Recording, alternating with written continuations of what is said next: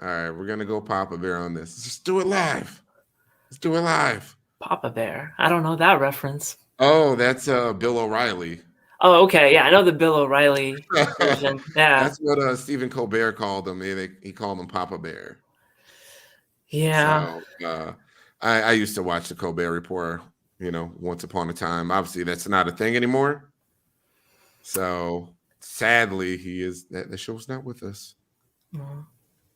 Oh, I wish. It was a funny show. His talk show was not the same, but enough of that. Yeah, I'd probably catch like just in passing. I think but didn't it seem like Trevor Noah kind of stepped into that kind of Yeah, type of work? he did. He definitely did. And he's doing all right. He's definitely hasn't recaptured the magic. Yeah. Hold on a second. Let me write this thing. I'm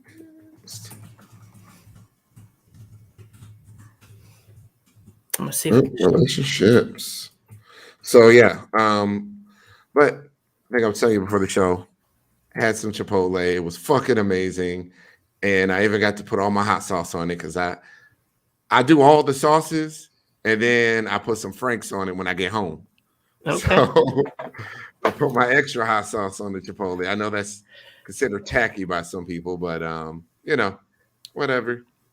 Well, It's I my mean, shit. I could definitely tell you, and I know my goddaughters, if they're already listening, I know they're laughing, but I carry some dry Thai chili in my purse, and I put it Oh, on pretty much anything.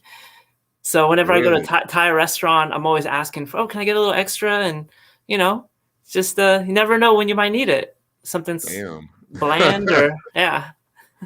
All right. Well, that's what's up. That's definitely dope. Sorry, give me 1 second. Guys, we are give us a little bit here. I'm sharing the show out, getting some more people on board, bringing in the live viewers. And we got to give folks a little bit of time to join us here. And that's frustration with doing this live sometimes. So just give me 1 second. Where else did I need to share this to? Yeah, of course. Of course. So, Robert, what's going on, bro? If y'all missed it, me and Robert did a dope ass kickback session. It was just me and him talking, nobody else. It wasn't even really branded men like us. It was just two brothers kicking it. And we talked about all sorts of things. So that shit was straight up fire. Hey, what's up, Maddie? Thanks for joining us. Uh That could be a recent spit. a recent visitor to Houston. Okay, one more sec. I think I got it out wherever I needed to. Hold on, one more. Yeah. Sorry, it's so many fucking places to share this. I got so many groups going on right now. That's perfect though. This message, these messages need to be out there, and meanwhile you're, just pitching your spin-off show, you and Robert. Yeah, right. It was dope, and we're trying to actually organize like a little community event. Trying to do like a little family reunion of sorts. It's just an event that would bring people together. Yeah, because there's so many elements that need to be addressed. Like there's a reason A Different World spun off the Cosby Show, right? There was other There you go. topics. So that's a really good point. yeah. So everyone, thank you so much for joining us for yet another episode of the Men Like Us podcast.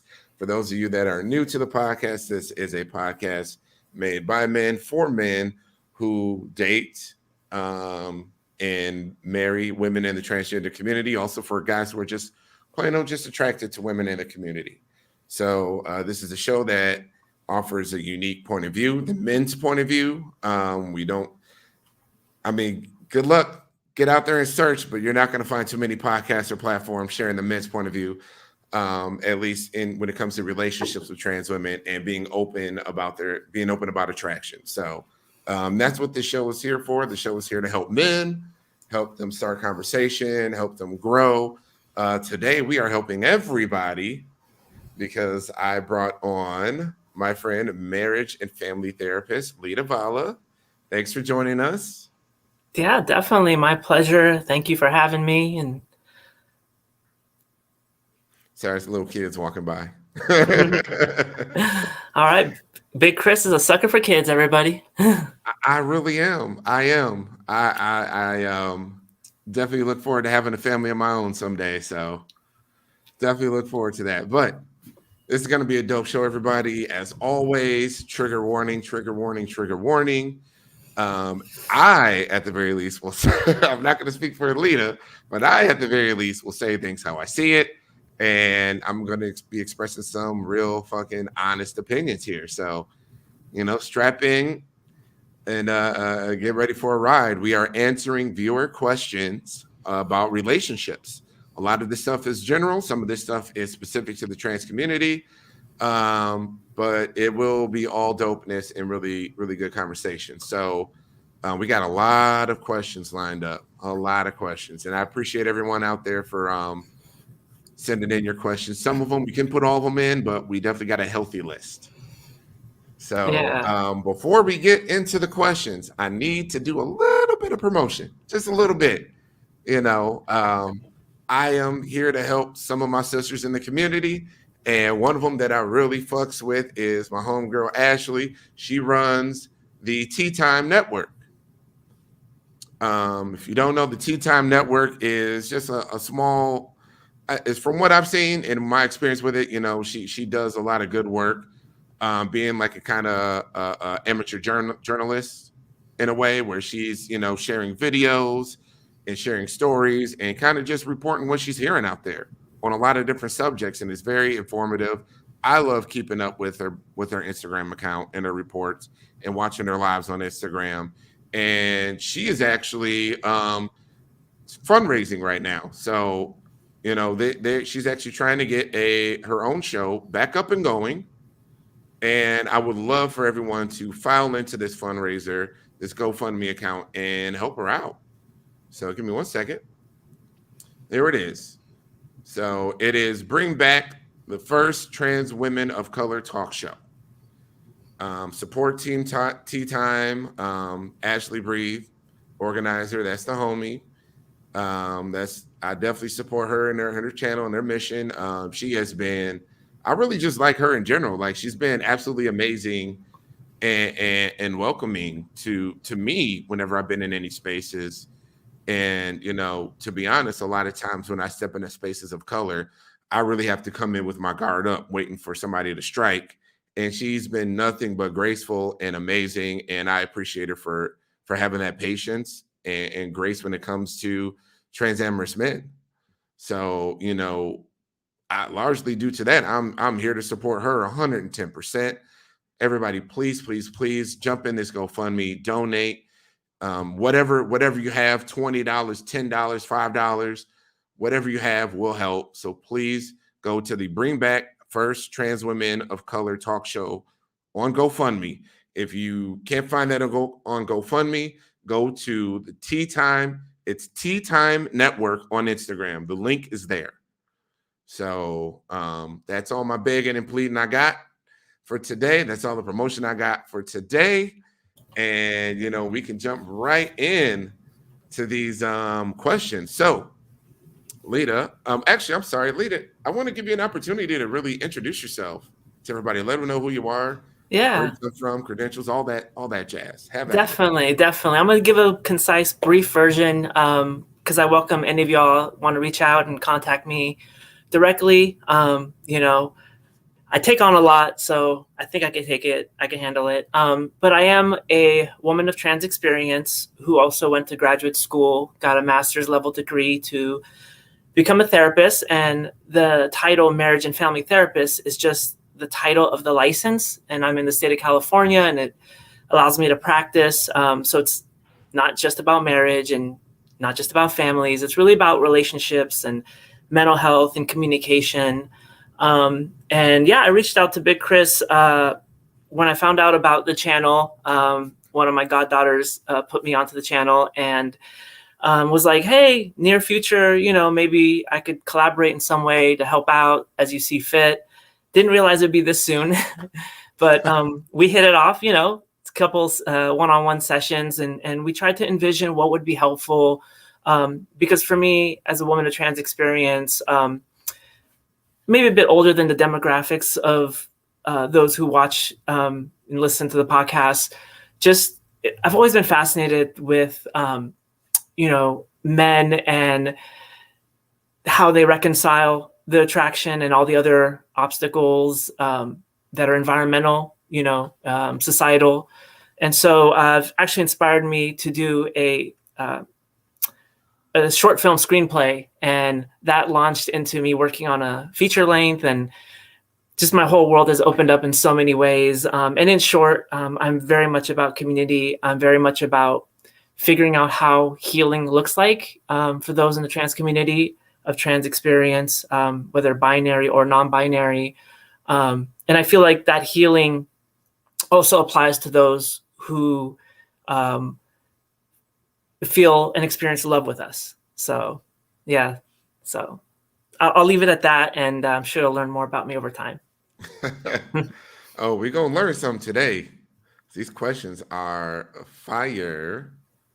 So, all right, we'll move this around. So, okay, we're going to just jump right into it. Let's do it. Jump right into it. So, this was a young woman that asked a question. Mm-hmm. Shout out to her. I'm not going to name anybody who's asking the questions tonight, but she asked, why is it some people are stubborn and have an unwillingness to grow?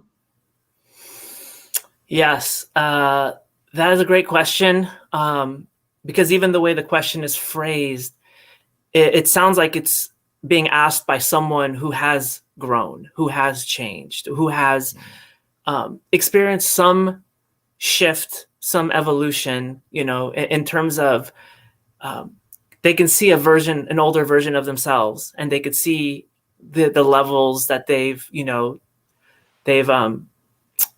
of traversed in terms of their growth. And it also sounds like someone who might be about growth. And I just want to put out, I guess, my trigger warning for those is that I may misunderstand and misinterpret the questions on here. And if I do, feel free to ask again. But one of the things that I'm hoping and that this opportunity offers is that we all start to have better understanding of what our own needs are. So while we ask about the question so that we have a partner, a really important part of this is for us to be ready for a partner and to understand ourselves. And so this question right away strikes me as someone who has experienced growth. And for someone who's experienced growth, to witness others who might be reluctant to, or, there's certain challenges, certainly sometimes it comes across as stubborn, and again, I'm not here to determine if any one individual is being stubborn about it. But the word unwillingness, I think, is a really key part of this question, because one of the things that I've learned in working as a therapist is that people will really only change in therapy if they're willing to change, if they're wanting that change. And it's really important for them to not just want the change, but want the discomfort that comes with the change. And I'm only speaking really of my style of therapy and how I offer healing. There are different modalities and different treatment models, but for me, it's really about, being as authentic as possible and really being honest with ourselves around a lot of things, which is one of the reasons therapy can be so difficult, to really look at our truths. Because a lot of times they don't fit into all these different frameworks, whether society has given us, our family has given us, our friends. And that could be hard. And that could, lead to other, emotional distress, like feeling rejected or abandoned or any number of things. So I would say that there's a lot of reasons. I'm definitely one who, in my personal life, I'm told my therapist identity comes through sometimes too much. And I think that in my personal life, I've noticed that sometimes personal relationships, there's a disconnect or people distance themselves. And I really do feel that sometimes I tend to shine too much authenticity. I don't know. So I'm going to leave it at that. And one of the things, Chris, I would love for you to also challenge some of the things I say, if at all, or follow-up questions, because I don't want to get too far away from the viewer questions. No, it's just I think this is a common experience. especially in this space, at least for the men, and I'm not talking about romantic relationships. I'm really talking about familial relationships and relationships with our friends. Sometimes men like to hold on to the certain concept of masculinity and they don't want to let it go.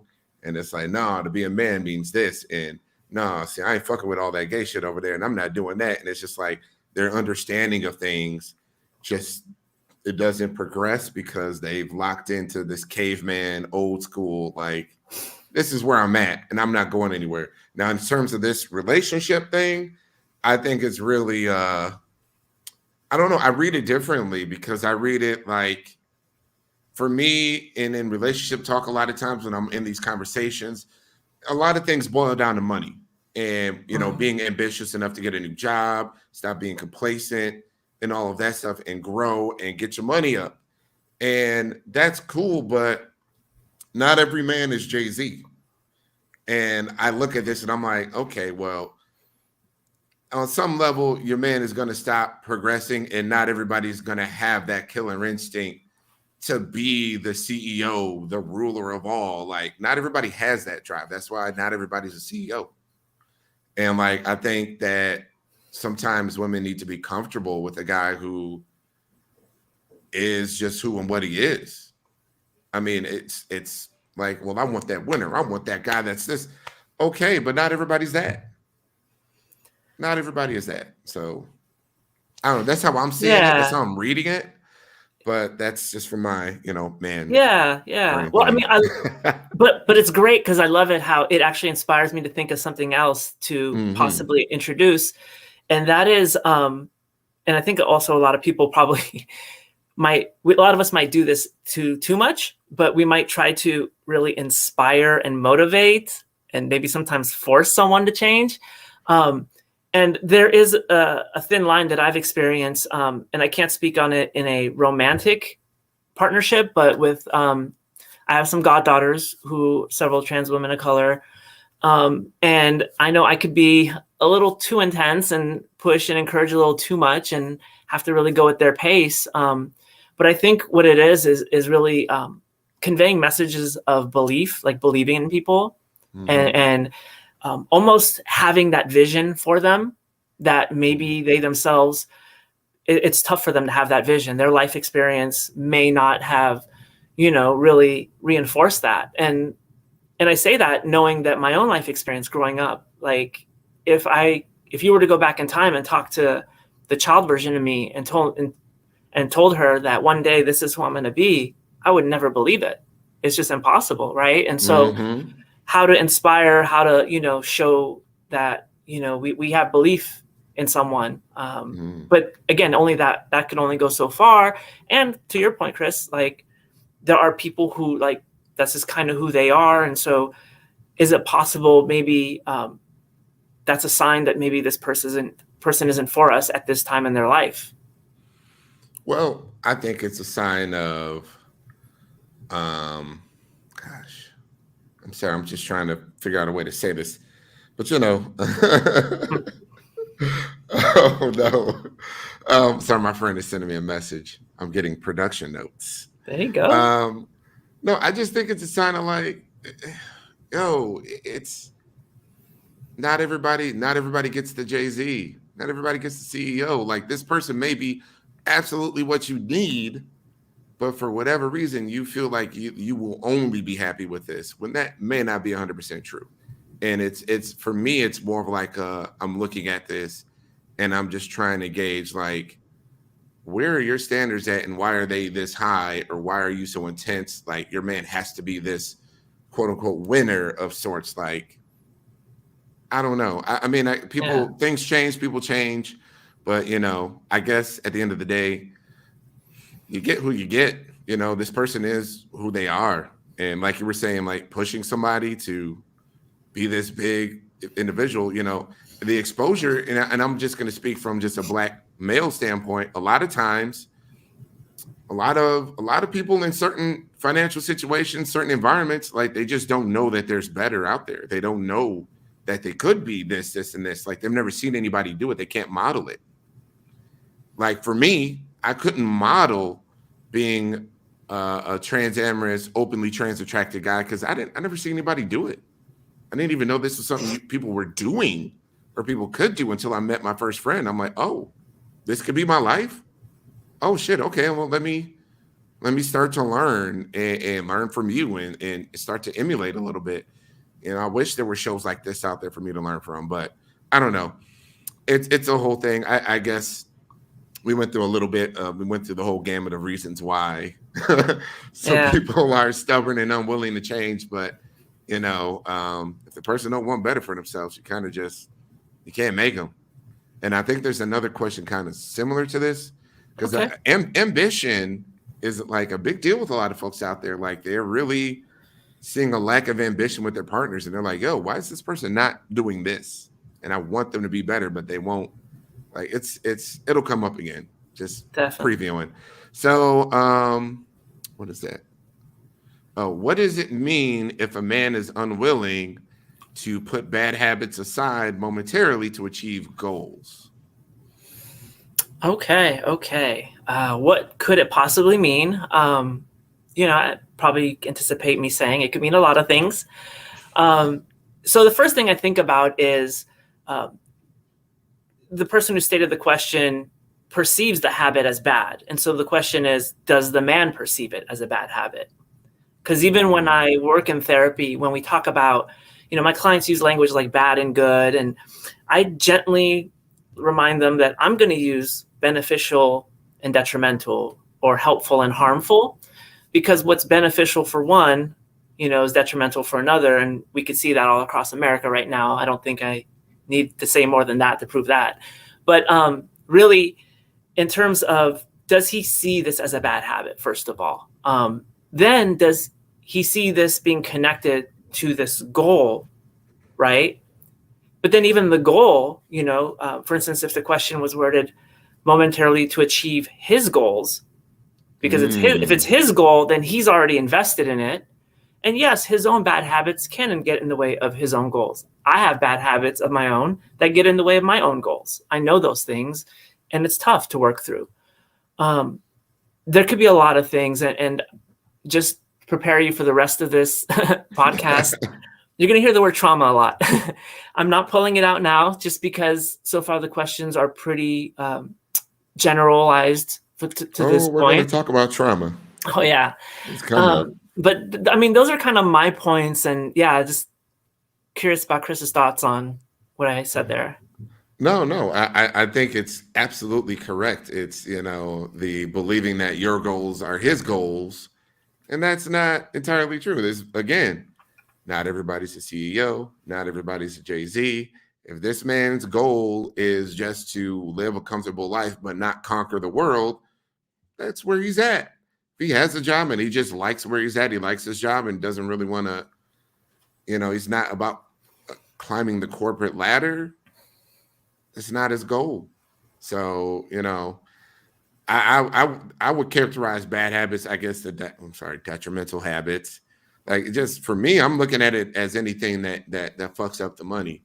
So, if we're struggling to pay bills or we're light on money or we can't go out to eat, but you always got money for weed, that's a problem. Like that's that kind of shit where it's just like misprioritizing money.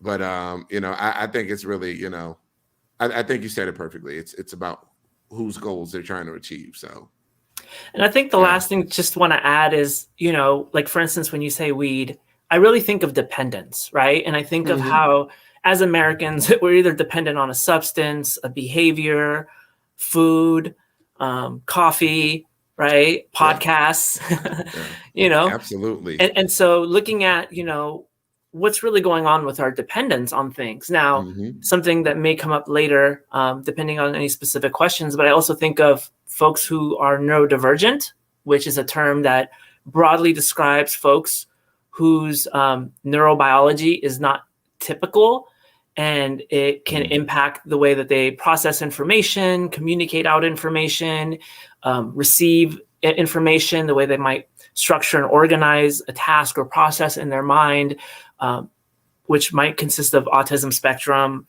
sensory processing issues, any number of things. Mhm. That there's a lot of people like that, where it's basically a sort of disability of a sense, in that that's just the way they operate. And so there are some people where they might go, oh, they have a bad habit of, they're always tapping or making this noise or whatever. And it's like, for some people, that might be their way of self-regulating their nervous system, also known as stimming.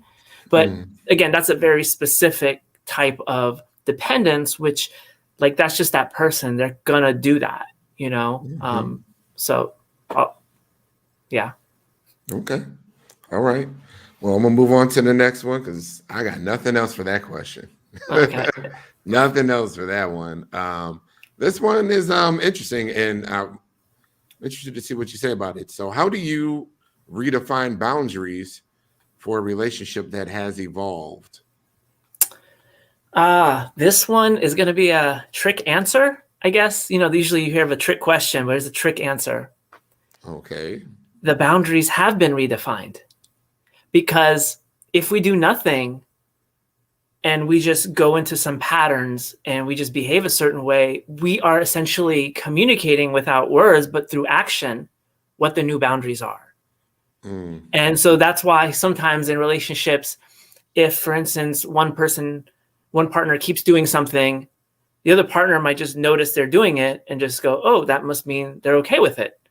And it may not even be true. Maybe that partner thinks they need to do that, And so without verbally communicating, they are, presuming or reading into or perceiving, which, you're not going to say every single thing you need to say to each other. Sometimes it's about action, right?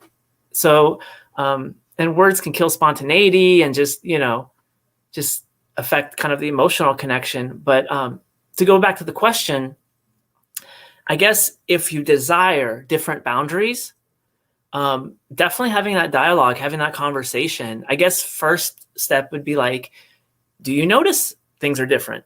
And I know that sometimes in a relationship that right away sounds like complaining, right? But as I work with clients, and when I work with couples, I try to encourage them to first come from a place of curiosity and just like, did you even notice it, first of all? Because sometimes that might be the initial important thing. Like maybe the person didn't notice it, or they go, yeah, I did. And that gives more information for that original partner to go, oh, okay, they didn't notice it, or they did notice it and didn't bring it up to me or didn't say anything. So I think boundaries is a tricky one. It's kind of like they're constantly evolving. And I think the biggest thing that we can do as an individual in a partnership is really just make sure we uphold our boundaries. And the way to uphold boundaries is to set limits. Okay. And because the boundary is invisible. And the only way to set limits really is to demonstrate what happens when that boundary is violated. Because, think back to when we were kids, like, you better go to bed or else, you better eat your dinner or else, or do your homework. Well, what's the or else? I want to know what the other thing is. Like, because, and then the follow through, if there's no follow through, there really is no consequence, That's a good one for the men. Men, stop being chicken shit. Define your boundaries, and also, kind of put yourself first in some ways. Like, really, guys will say, okay, well, I'll lose her if I don't let her do this, or if I speak up against the way that she's treating me. Like, I don't like the way that she's talking to me, but I'm not going to say anything because she'll get mad, or I don't like this, or she wants to do this, but I don't want to. And it's just like, fellas, start sticking up for yourselves. Really, really define those boundaries, and look out for number one for once. So sorry, that's just reading that because you're like, it's got to be, what is the or else? Absolutely. For example, there was a girl that had flaked on me. Like, she did a straight up like no call, no show on a date. Oh. Yeah, and then turns out like for whatever she had, did something to her knee, like, 2 days before, whatever else. And that's why she couldn't make it. And I'm like, okay, well, but your hands are working just fine. You could have let me know. No communication. I was sitting out there for like 40 minutes. And, but then she comes around, wants another date. And I'm like, that's cool. And also I had to go out in her neighborhood, and her neighborhood is like 35, 40 minutes away. Mm-hmm. So that was a long ass round trip for no date and the wait time. So I said, all right, well, I am open to giving you grace and giving you a second chance at a date, but we're doing it near me. It's going to be in my neighborhood, and we're going Dutch. Yeah, I mean, those are the terms. Either that or you don't get a second chance with me. I mean, it sounds like you're standing up for what you need, right? And I think just, again, this show is for the fellas. So speaking to the fellas around redefining boundaries and whatnot, it's understandable that, certain things need to be said, or we feel like we have to say something. But I think the other thing is how we say stuff. So couple things that, we're not going to go into a full workshop on it today, but I'm going to put it, I'm just going to say it out loud, and maybe, Chris, you could type it somewhere as people can Google this up for themselves later. One of them is reflective listening. Highly recommend reflective listening, sometimes known as active listening. I found some not so good tutorials on YouTube on how to do it. But who knows, if I do a future show, maybe we could do stuff like that. And the other one is I statements. And just a really quick thing, because a lot of people have heard of I statements. I statements doesn't mean you get to start with the word I and then just say whatever the hell you want.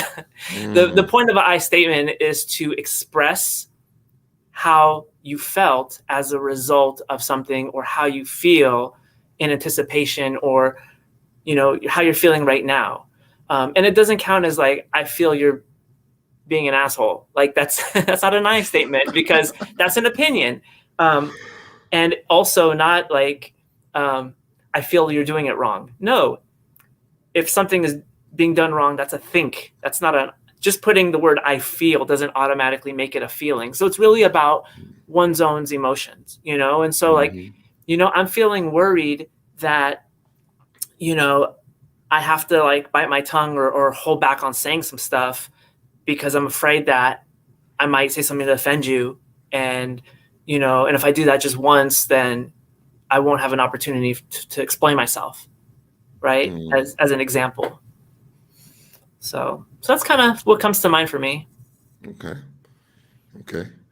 Well, viewer, I hope we sufficiently answered your question.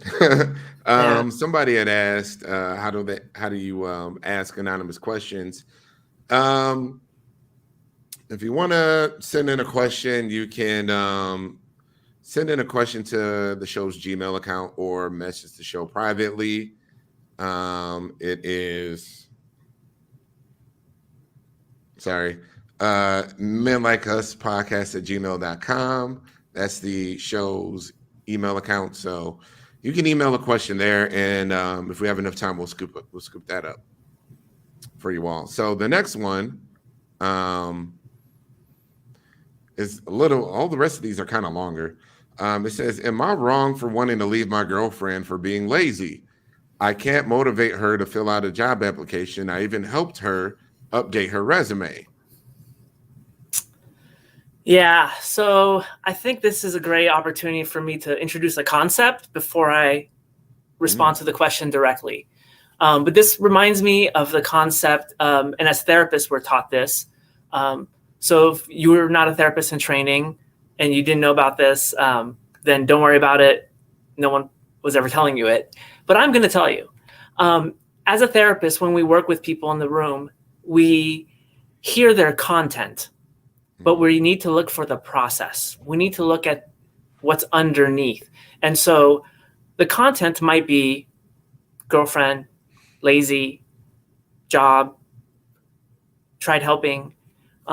These are things that would probably be picked up by a video camera, things that you would be able to see. And anyone would be like, oh yeah, that's what I see. That's what's happening. But the process is what's underneath. And I feel bad because I'm almost telling everyone, all these questions are, great, come have a session with me. Although that's not the intention of why I'm here. I'm actually fully booked and I can only see folks in California but definitely we need more trans people as therapists. And that's another reason, hit me up if you are of any interest in being a therapist, especially if you're a trans person of color. I would love to, just try to share my experience with that. Our community needs that for healing. And I sometimes wonder what it'd be like. I haven't had a client who indicated being transamorous. I always wonder what that would be like in a session. But going back to content and process. So the content, think of it as like the waves you see on the ocean surface. But the process, they're the ocean currents underneath. They're swirling around. You're not going to see with your eyes. So when I look at this question, I wonder, as a therapist, what's going on for this woman. And the word lazy, can be very much, fitting for, I imagine, gentlemen's put this question in, I don't know, but yet there could be other things that are other obstacles that are in the way. And, the only way that I, as a therapist, would ever know is like, hey, so, I might ask questions, which is what we do as therapists. We don't supply answers or advice. And if someone does that and that's their main way of helping you, please find another therapist. But I would ask questions like, hey, so what do you find it difficult to follow through on stuff? Or is that in general, or is it just with some tasks? If I had this young woman in front of me, I might ask about job applications. Now this popped in my head right now. I worked with kids originally in residential care, which, by the way, I'm so sad to realize after all these years that was one of the ways white supremacy just re-traumatizes, Black, Latinx folks. Those are the youth that are in the programs. But I remember one boy, whenever we did reading time, just something about when he took books and then books he took and the way he held them, it took a while, but I went up to him and I go, can I ask you something? And it's okay, whatever the answer is. I said, do you feel like you know how to read? And that kid said, no. He was 10 years old. And I think that I'm not saying that that's the case with this question, but what I'm trying to say is that sometimes there's things below the surface that we don't know and we don't see. And I think that's the best way I know how to answer this question. But love your thought, Chris. I don't know if this individual's tried to have a conversation about it and try to really dig and figure out what's going on. But, again, I think this is like the earlier question that we had answered. You got who you got. If this is a person that is not interested in doing these things you want them to do, I don't see how you can't change people. In my mind, I'm like, you can't force people to change and to be who you want them to be and what you want them to be. So, if this is a deal breaker, to try to have conversations and try and figure out if there's any path towards, her gaining employment. She might be a felon and you don't know it. I don't know. There might be something blocking her, but I'm sorry, but I am just a proponent of people not staying around situations that don't work for them too long. Because I feel like if you're in an unhappy relationship, not saying you have to be unhappy. I'm sorry, not saying that you have to be happy all the time in all relationships, but at some point, you got to ask yourself, why am I still here if this isn't what I want? Why am I still trying to wrestle with this person to get a job if it's important to me that my partner has a job? What's happening with you? You got to go, cut and run, man. I'm not here for people breaking up all the time, and I'm not here to amplify divorce and breakup rates, but I'm just here for people to be happy. So, that's what I would really tell that person is just exhaust all opportunities, but then also ask, why are you still there? What's keeping you? Great question. Maybe you have a future as a therapist. Oh, Lord, I ain't got the temperament for it. I don't even have. People that watch the show know, and people that know me is that's not Chris. That's not his ministry. And I'm like, yeah, you're right. All I right. say some Yeah. shit that's a little bit too real. Yeah. So Be yourself uh, always. this is from one of the guys in my men's group in a relationship. He says, how do I combat or handle my girlfriend's ugliness toward other trans women who don't have surgeries or look like a brick? Her word, not mine. Ooh.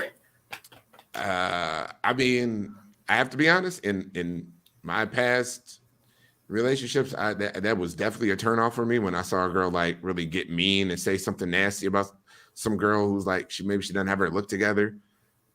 And that's been a huge turnoff for me. It's almost up there with like being mean to people in the service industry for me. But Yeah. anyway, I'm sorry. I'll let you.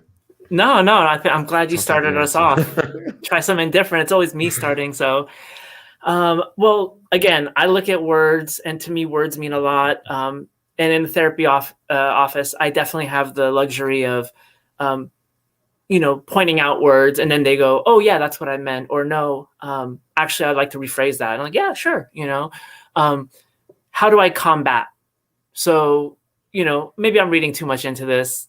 My goddaughters, I know they're rolling their eyes, but like there's an aggressiveness or violence possibly. Like, is this really troubling you? Right? It's troubling enough to this man to post a question. So let's acknowledge that.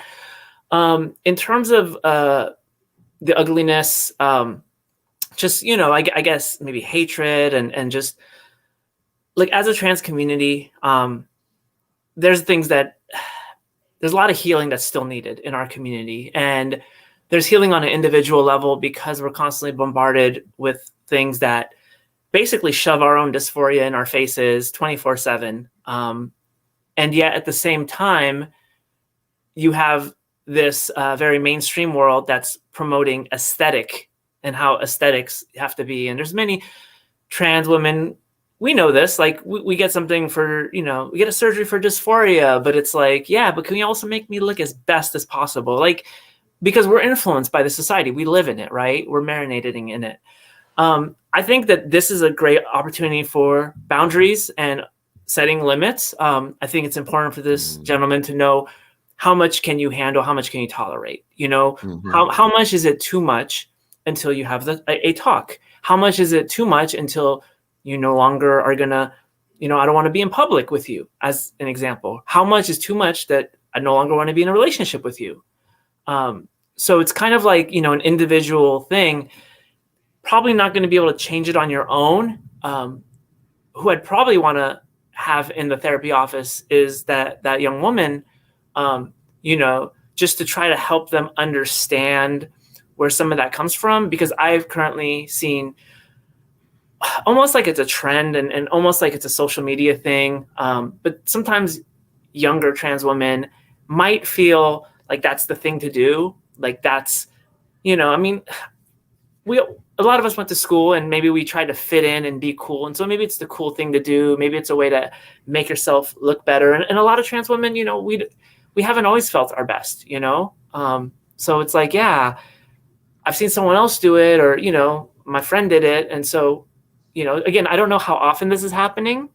But as gentlemen, definitely, we want to ask yourself how much is too much? Because yes, at some point, the company you keep, and I've heard this on this podcast before, right? The company you keep kind of defines you in a way. And so if you are perceived to be this person's partner, girlfriend, boyfriend relationship, and, you may be perceived as having either similar attitudes or just the fact that, they witness your girlfriend doing this and it's not stopping, they might wonder, and that's one of the things that's really hard lesson I try to deliver to all my clients is like, when it comes to boundaries, other people's thoughts are their thoughts. We can't control them. We can't influence them, but what we can do is we could stand up for our values. And, it's a small community, so I could also understand how some people might forego certain bad habits or not applying for jobs or, because at the same time, there's this concern or worry, like, will I find someone else? Will I have another opportunity? I mean, I think it's what I said before, guys, get some balls. speak the fuck up. So Easy if peasy. this is something that you don't want to happen, say something. And if she's like, oh, well, that's just how I talk. Well, that's a dumb answer. But I mean, at some point, you have to. I would say there are probably ugly behaviors within men that turn women off, and they will, separate themselves depending on the situation. But I mean, guys, you got to stop being worried about the girl like leaving her, the girl leaving you. Like, yo, this ain't it. It ain't it. Like, I guess people are just like really afraid to be alone. They're really afraid to lose these relationships. But like, this person isn't going to change. If this is how they think, this is how they talk, this is learned. In my mind, it's learned behavior from other people and other surroundings. And it's like she grew up in an environment or, was raised in this community environment where that shit was okay. So like, it's learned behavior. You're not gonna get her to unlearn that shit because you're just some dude. Like she learned that from her community, and maybe it wasn't a community. I don't know. I'm just saying, like, I don't like men being timid and being afraid of losing the girl just for standing up for what they believe in. If you believe that that's mean behavior and that's not something you want to tolerate in your space, stand the fuck up. Like, I'm sorry. I hate to be that like caveman, patriarchy, I don't know, whatever toxic guy. It's just like, man up. Like really. Like especially and it's like with men who are openly trans attracted, you already manned the fuck. You already stepped up and said fuck society. And you're standing up to the world with who you love and how you present yourself. So why stop now? Keep on standing up. Like if being a trans man, you're supposed to shout down and confront transphobia and homophobia in every space you're in, but then you get in your relationship and you're a little puppy dog bitch. Like, what the hell? I'm sorry, I'm kind of upset about this. I guess I'm kind of getting caught up in this, but it's just I just gotta say, what's up? I love your response, first of all, because you're reminding me that it's you who's speaking to the men. I'm here, I'm speaking to the men, but I'm not a man. I don't know what it's like. I don't know what it's like to walk in those shoes. I put on this costume of what masculinity was supposed to be. I had no idea. But I think what you deliver to, the men in the group, like that's what's going to be really important, And so I love that it just inspired that fire in you. Yeah, I started the show. I said this is a men's space, and ladies, I know that like a lot of these terms is man up and get some balls and all that shit is like really like makes your skin crawl. But a lot of times for guys, being direct works best. Being direct is what's really gonna pound through that thick skull of his sometimes. Like not being around the bush, not saying shit nice, just getting to it. So at least that's what I've learned. Mm-hmm. And a lot of times, I don't know, that's just my opinion of what works. And I've been talking to guys for a while now, and I've been helping them understand certain concepts because guys do a lot of dumb shit. We do dumb shit, and it's just like, what the hell? So yeah. That's why I'm not therapist material. So I'm not going to be nice. Not going to be nice. I'm going to drive you to change, and it may sound a little savage, but it is what it is. Somebody. Last year, somebody kind of drove home the point like, yo, bro, like, you fat. And, like, women don't want fat, nerdy-ass niggas. Like, what the fuck? I lost 50 pounds. I didn't sit there and cry about, well, they said I was fat. I just did the shit. But it's just different in how, like, men respond to stimuli, just directness. So, that's kind of why I'm kind of like an asshole about things sometimes. But it really is for the betterment of everyone. And I just hate to see men just like kind of shrink from confrontation in these circumstances. Like these guys are happy to be alpha guys and, fucking cavemen out there on the street and fight everybody, but then they just cower and they can't speak for themselves and advocate for themselves in their own relationships. It's asinine. But all right, I'm gonna stop being angry about that. We can go on to the next question. Before you go to the next question, I think it's okay to be an asshole if they know where your heart is. And it sounds like you've invested in these men enough that they know where your heart is. And so that to me is not toxic masculinity. Toxic masculinity would be if there's some misogyny in there, if it's certain expectations around gender roles and you know, like, but what you're doing, you know, is you're talking to your boys. And as someone who can't wait till, you know, gyms open back up, I play pickup basketball. Yes, I'm a trans woman out there playing pickup hoops. And oh my God, like I always tell ladies, you want to see how your boyfriend is? Go see them play sports. Their true personality will show. And there's certain people I just cannot get along with. And then there's others that like, I'm just like enamored, like they're just because of the way they are, because there's that teamwork, how they treat teammates and all that. And then, but yeah, the people I can't stand, you know, they again, they're not just assholes, but they're just, you know, oh, how you gonna let a girl do that to you? I'm like, oh, he didn't let me. That was me. I took it to the hole, like, you know. So yeah, let's get this pandemic, you know, taken care of so I can get back to pick up hoops. But yeah, I just wanted to say that it's not necessarily toxic masculinity to me. Yeah. Because you've done the work to build that trust and really you're coming from a place of love that again is also culturally appropriate, right? I think I told you one of the reasons I wanted to make sure I participated is because this is a Black-led, you know, podcast. And so it's like, as I mentioned before, like I'm always seeing the people who are the most marginalized that like are always the ones stepping up. And so like, you got to love this. You have to be loving this, you know, to be doing it. So yeah, I'll leave it at that. For sure. By the way, I want to acknowledge that I am a fucking brute on the court. I'm that dude that's gonna fight over a foul. Like we fighting. You just called a whack ass foul. I'm arguing with it, and I might even take the ball back. I'm like, nah, it's our ball. Like, I'm sorry. I'll just be out there. I'm fiercely competitive. I want to win so fucking bad at everything. Doesn't make any sense. Yeah. I want to win, but I changed. I flipped the script on co-ed sports. Okay. Because I had to learn to be less intense because I came out the gate. I'm a college athlete. Like I came out the gate ready to win, fierce, and I'm like, yo, why? You know, had to calm it down. Now it's just for fun. Co-ed sports, kickball, all that, just fun. All right. So, sorry, I had to acknowledge, you know, my inner Charles Oakley. I had to acknowledge my inner Oakley for y'all that are old school out there. He's a hooligan. Yeah. So, and just in case, just to save time, if anyone wants to ask my style of play, I would say kind of like a cross between Allen Iverson and John Starks.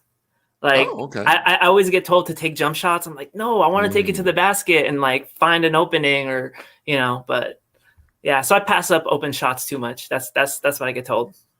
Oh no, I fucks with Starks. He was my main man on NBA Jam. He was it. So, all right. Back to the show. yeah. No. I'm losing signal here. So watch out. Something's happening with my signal. Am I still here? I'm good. Okay. Yeah, and I can hear you. The audio's there. All right. Says my girlfriend is fiercely jealous of other trans women. I have handed over passwords on my social media and have done. Well, I could read. Trust me, I could read. And have done everything I can think of to help her feel secure. I'm close to leaving her. Yeah. I will tell you, going through grad school, they didn't cover many chapters or just courses on social media and online and how that impacts relationships. So a lot of this will be opinion based, not research based in any way. So the first piece of, you know, the social media thing, like I really feel like, again, boundaries, right? There should be a certain level of trust and understanding. And, you know, jealous of other trans women can mean a lot of things, you know, like, oh, you know, is he secretly communicating with other trans women? Is that the reason to look at it? Is he just following others? I mean, I guess you could see who's following. I don't even know. Everyone's settings are different. But I think here is, I mean, this person, you know, he's saying that I've done everything to help her feel secure. I'd probably say it's not going to be you who's going to make her feel secure. What you can do is you can just basically make the environment safe and secure. And part of that is you got to find out what she needs for that. But even that, you're only controlling the environment. And the environment does not include her experience of social media, her experiences that, she's had and currently has with friends and family and coworkers or whatever else is going on in her life.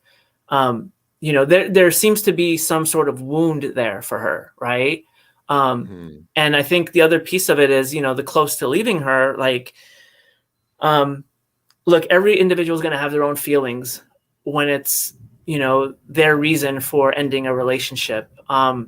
I'm kind of a firm believer that really the person knows best. And so I would never say, here's how you know when to leave and when not to leave. Really, each individual knows best because each person has their own limits that they can tolerate. There's only to a certain point that we can adjust and modify ourselves until we lose ourselves and we're being something that we're not, and I think take it from a trans person, if anyone, we know what it's like to try to be something we're not, and not all of us. I'm one of the few who try to fit in with what I was assigned at birth. And I realized that for a plethora of reasons why had to do a lot of healing to understand that it wasn't safe for me at that time. And so I think of this woman's wound, what's going on there, because we all have wounds, and I think that's the other reason I wanted to really do this collaboration with Chris, is that I really feel deep down, this is my theory, that our wounds are the same wounds, essentially, that they really go down to our identity and our self-worth. And we just navigate them differently because of where we might sit in the hierarchy of this patriarchy, of this white supremacist kind of infrastructure, what we're told, who has value and who doesn't. But I'm going to leave it at that before I start a thesis or something. Okay. Sounds good. I would tell the guy that, I don't know. I see jealousy as insecurity, and I never see jealousy as anything else. So I always go back to Cat Williams, who so eloquently said, it's called esteem of your motherfucking self. Can't nobody give that shit to you. You got to get that for yourself. So, bro, no matter what you do, you're not going to be able to shore up that insecurity in her. Like, she's going to have to do it herself and figure out what's happening inside of her. But I don't know, man. I don't think it's anything you can do to solve it. Like, you can give her the passwords to everything that you have, period. You can give her the keys to your house, whatever. You give her full access to your entire life. And, if she feels insecure around with you being around other women, or with you being Facebook friends, I know that's a thing for some folks. Facebook friends, or liking Instagram posts, or liking Facebook posts, or whatever. Like, social media has really kind of muddied the waters. And you know what? I don't think I've ever heard one story where social media actually helped a relationship. Like, it's usually social media is fucking up your relationship. So, bro, figure out a way to, maybe you can offer her to shut down your social media. If this is a relationship you want that badly and you want to work for it, shut down. Offer that up. You wouldn't be the first person in a relationship to shut down your social media. So maybe that's a solution. Yeah, I think I agree with the muddying up things. It reminds me of how I've often been approached by different girls in the community about, hey, with regards to he liked this or he viewed that, or, he posted and tagged me, then he untagged. And, I find that social media puts a lot of us in the undesirable situation to try to interpret what someone's actions are.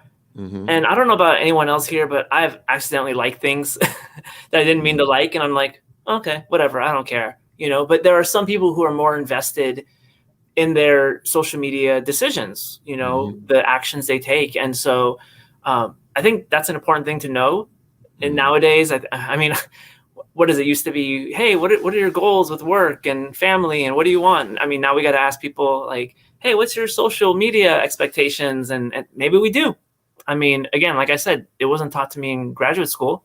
Maybe we need to say, hey, what's your intention? Like, are you trying to promote that? Like, are you, just using your Instagram for sex work? Like, just like communicate, like essentially let me know, because having a guess, it just doesn't do good. Yeah. I mean, to me, when it comes to social media, liking a post means literally nothing. And me and some other guys I know, I have to be honest, ladies, men will follow your thirst trap accounts. They will follow accounts with sexy women on there. They will follow accounts with memes and funny videos, whatever the fuck. But, a lot of, at least the way that I handle, like, I'm going to just talk about Instagram specifically, and even Facebook. Like, I'm just endlessly scrolling. I will stop to watch something once in a very long while, but I'm endlessly scrolling, double tapping, liking shit, sharing stuff. There's no way for me to keep track of all the stuff that I like on Instagram or Facebook. Like, I'm liking other women's stuff. I'm liking other guys' stuff. I'm liking body positivity posts, birthday posts, whatever other posts. She's looking cute posts, whatever. But it isn't like I stopped and looked and like I've been drooling for 30 minutes. Like, man, I really want her. It's like, oh, she's cute. Like, all right, what else is next? And like, it's frivolous for me. It's frivolous as fuck when it comes to the likes on social media. But obviously, like you said, some people interpret that differently, and that is definitely a conversation to be had. Because it's just so new. It's definitely a conversation to be had. But social media, I've never heard any relationship where it's like, you know what, social media actually brought us closer. Yeah, I think good point. And Chris, I noticed just kind of the time-wise, we might be about the halfway point or so. I've also noticed some comments flash for a minute, but I don't get a chance. Should I be responding to any of them, or any of them you feel? We're gonna keep it going. A lot of times, right. I love going. Like, I love the live viewers. I love y'all in the comments. The comments be lit a lot of times, but we really got to stay on track with the show. And the comments usually take us in all sorts of directions. We got these questions we got to get through. Yeah, so, for today's show, at least, right? Yes, for today's show. Yeah. So this next one: what are some ways I can encourage my girlfriend to get therapy and take it serious? Assuming seriously, whatever, take it serious. Her scars from sex work are manifesting physically with addictions and weird quirks, and I don't know how to help. Yeah. This just reminds me of, again, there's marginalized and then there's further marginalized. And so I myself have always been originally fascinated and then just curious and just to understand the experience of girls who do sex work. And I've felt like I've learned a lot from association, never engaged, never had to. So I guess the privilege of it, I am, for those if you're wondering, I am Persian from Iran, born in Iran, came to the U.S. at like age 4, tremendously benefited from white privilege. And my parents pretty much sheltered me growing up, so didn't have to experience a lot of personal hardships. But so I am highly aware when we talk about sex work, it's not all women who have to do it. So what I could say here is, first of all, I sense your love for your girlfriend. First of all, I think that's first and foremost, I gotta say. And sometimes people won't always see the love that you're delivering. And I say this from knowing, women who do sex work and kind of through experience trying to, let's just say strategically, encouraging self-reflection and knowledge of self and growth. And therapy is just one way. Now, if we are talking about addictions, especially if we're talking about substance, it's really important to have kind of a two-pronged approach of therapy and also some recovery program, because the recovery program is to address current urges and cravings as they arise, as they come up, while the therapy is more to gain understanding of how the addictive behavior or addictive substance is actually an attempt to cope with mental health symptoms. And I would say that sex work does shape, our occupations shape who we are. I mentioned earlier, sometimes maybe I keep my therapist hat on too long, even if I'm not working. There's this element of doing sex work where a lot of people around us, I shouldn't say us, again, I didn't do sex work. A lot of people around you might appear to be opportunities for coin, or because again, it's the work that just kind of reinforces this idea that also when people seek you out, they only really want one thing. When they pay you any mind or just, stop to listen to you, like there's something underneath there. And I think there's people who could help with this, but I encourage those people not necessarily to be licensed therapists, because most of us are going to be white, are going to be cisgender. And I'm really committed to believing it's really only trans people who could help other trans people heal. So I would really try to connect with others in community who might not be licensed therapists, but, are doing this kind of work where they're, they themselves have experience in their past with sex work, because that's who your girlfriend's more likely to listen to anyway. Like, I'm not appropriate, unless your girlfriend spoke to me and felt a connection, and I'd be like, look, I don't know this, or this is my limits are. But yeah, this is something that's really important. I wish right in this minute I had like my list of, trans women of color led organizations. I know, in California, I've heard of ones going to different conferences, but definitely if we can build some infrastructure to help those who have been harmed from sex work, it's really important. Well, I only know of two organizations that I mess with. That's the Brooklyn Ghost Project and the Mahogany Project here in Houston. So they definitely got resources, and they're here for people of color all day.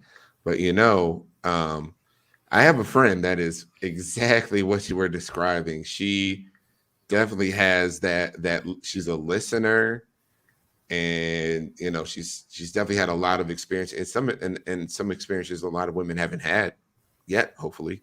But I'm not going to shout her out and blow up her spot, but I know she's watching right now, and you need to be thinking about trying to do this, sis.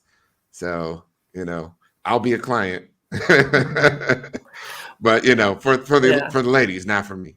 But I do have a therapist here, but she came highly recommended by the trans community of Houston. So like a lot of trans women was like, yo, this lady is the bomb. You got to be talking to her. So it's been working out. But yeah, I totally there with you. It's like if Jeff Bezos could just take like $50 million and just like fund school for trans women of color, like they'd be in all sorts of industries. Like things would just change. It'd be dope as fuck. It's like we just need some money, somebody to fund this shit. I could tell you something on that, and activism is part of this. So I know my ladies already know that, fellas. If you didn't know, sorry, no one asked you if you want to be an activist. It kind of comes with the trans experience and partnering with trans women.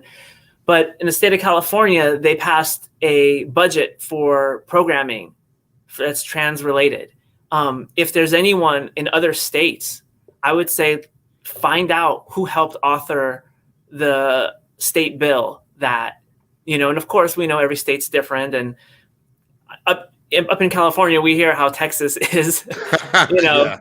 It's not sweet here. It's not sweet at all. Governor Abbott and Costello acting like a joke. But yeah, that's going to take the show a whole nother place. But but I think the other thing is that what I'm thinking of these organizations, because an organization is an organization, but what do they do? So what I'm thinking is like a mentorship program.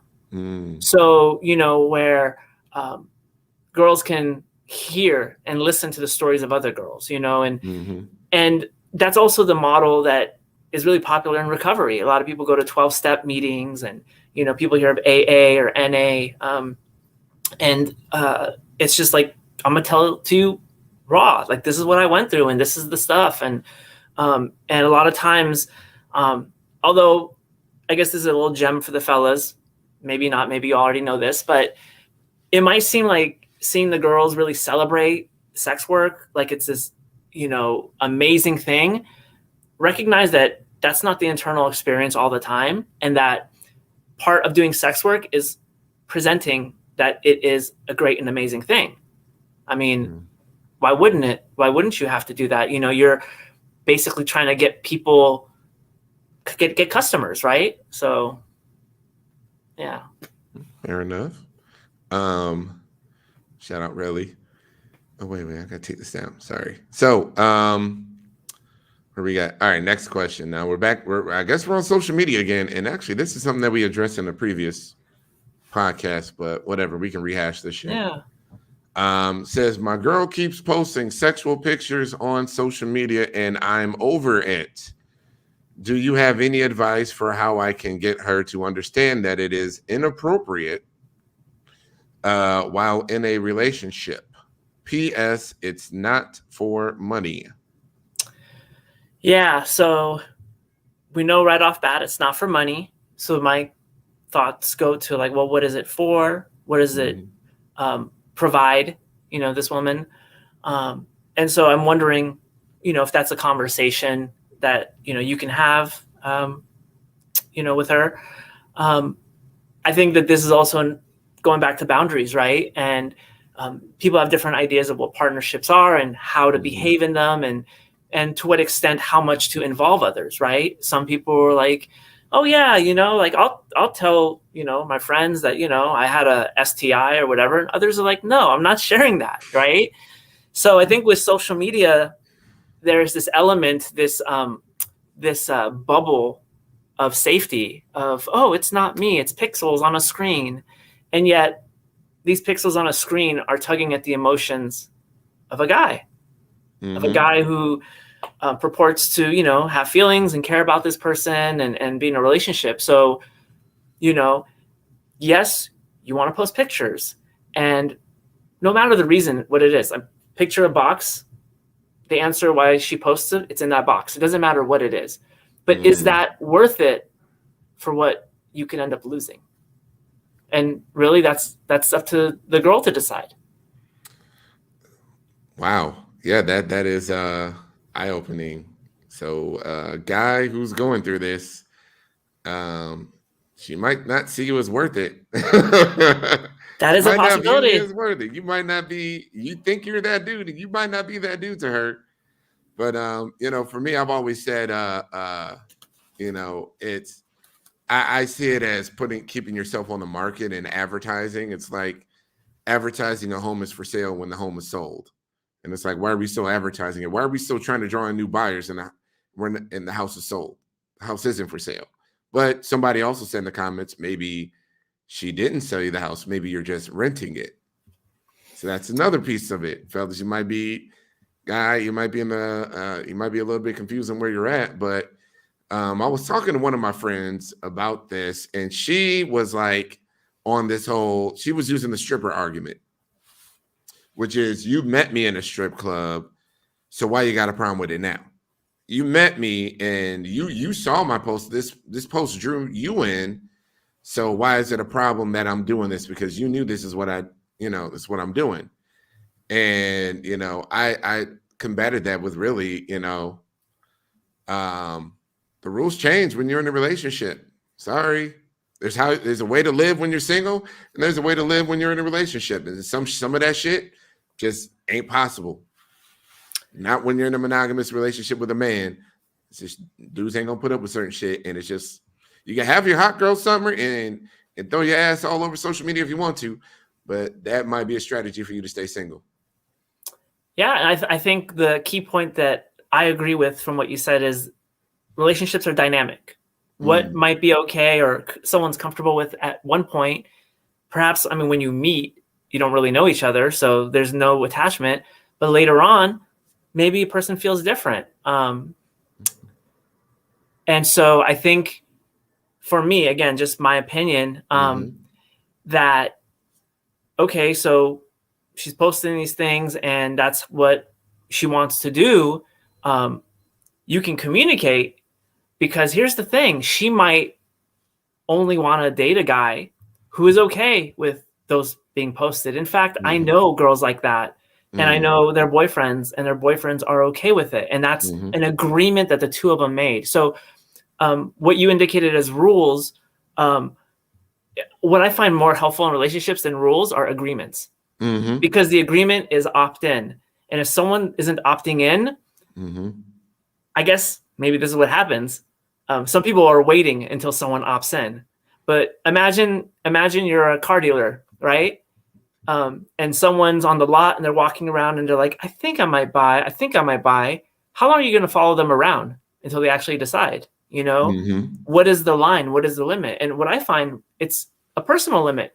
Every person's going to be different. So maybe this individual here, this guy, maybe he has more cushion, maybe he has more patience. And when I say patience, I want to say patience with something that he doesn't want. Right? There's difference between patience, like, oh, I have patience, and that's cool. I'm okay with it. But there's, ooh, I have patience, but it's gonna run out. So, I mean, I think we're back onto the point I made earlier, where it's just like, yo, advocate for yourself.